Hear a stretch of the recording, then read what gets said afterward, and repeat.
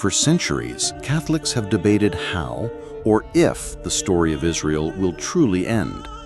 But what if I told you that behind the official teachings lie centuries-old statements from popes, saints, and theologians that could completely change how you read the Bible? And even raise the question, has God's covenant with Israel been broken, or is it still alive in ways the Catholic Church doesn't fully acknowledge? The question isn't small. If God truly set aside his covenant with Israel, then why, in Acts 1:6, do the disciples still ask Jesus, "Lord, will you at this time restore the kingdom to Israel?" Why does the book of Revelation describe the New Jerusalem with 12 gates named after the tribes of Israel instead of other nations? And if the Catholic Church says it has replaced Israel as the new people of God, how do we explain those details?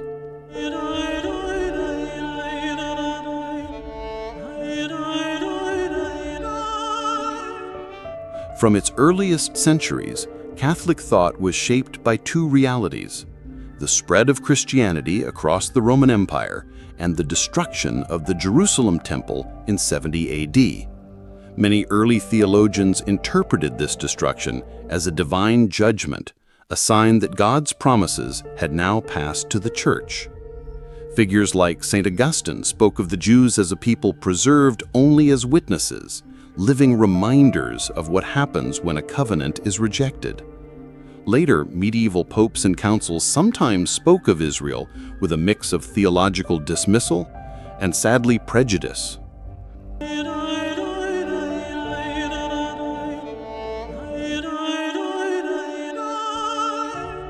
Across history, certain popes made remarks about Israel that today sound severe. Pope Innocent III in the 13th century described Jews as slaves to the Christian people, reflecting a medieval worldview that saw Israel as spiritually sidelined. Even Pope Pius X in 1904 famously told Theodore Herzl that while the Church did not oppose Jewish welfare, it could not support the return of Jews to the Holy Land, saying, "The Jews have not recognized our Lord, therefore we cannot recognize the Jewish people." These words didn't come from nowhere. They were grounded in a theological current known as supersessionism, the idea that the Church has replaced Israel in God's plan. And yet, the Catholic Bible contains both the Old and New Testaments. The God of Abraham, Isaac, and Jacob is the same God worshipped in Catholic liturgy. This creates a tension. How can the covenant promises in the Hebrew Scriptures be dismissed when the New Testament itself reaffirms them in places? For example, Paul in Romans 11 warns Gentile believers not to be arrogant towards Israel, saying the gifts and calling of God are irrevocable. That's a direct statement that God has not completely set aside his people. We've still got some surprising twists ahead, including how the Catholic Church today officially teaches about Israel's future.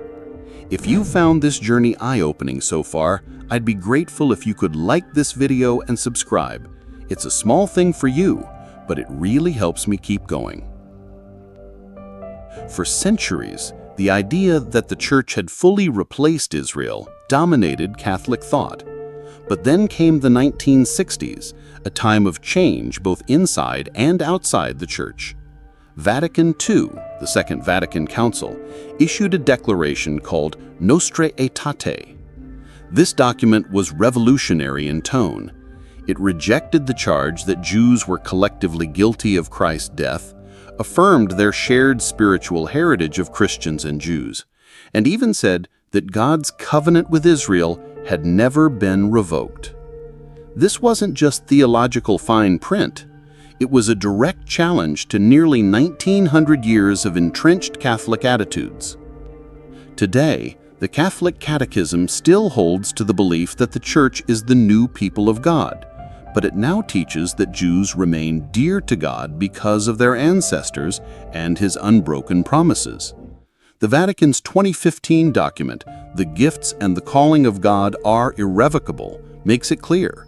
The Church does not support proselytizing Jews in an aggressive way and sees the Jewish people as playing an ongoing role in God's plan.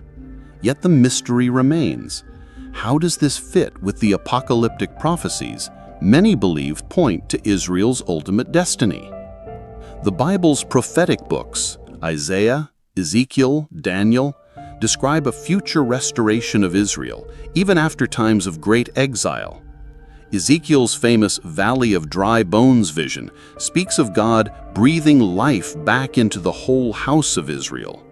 Some Catholic scholars interpret this as symbolic of spiritual renewal in the Church, but others see a literal prediction of the Jewish people's return to the land, a return we have witnessed in the 20th century.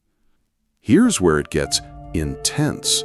Some Catholic mystics and saints, from the Middle Ages to modern times, have spoken of a coming era when Jews will recognize Christ as the Messiah.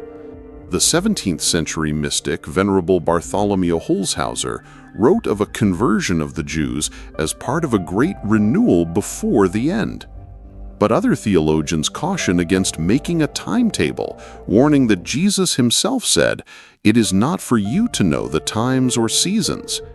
The Catholic Church today does not officially endorse any specific prophetic timeline, but it leaves the door open to mystery.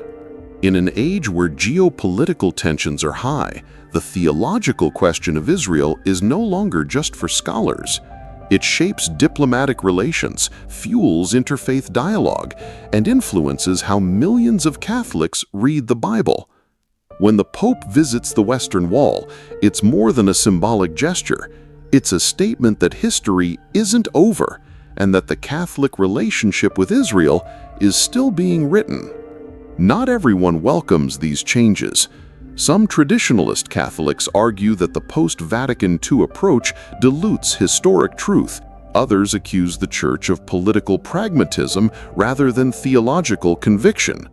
And on the opposite side, some Jewish voices remain skeptical, seeing Catholic gestures as too little, too late after centuries of persecution.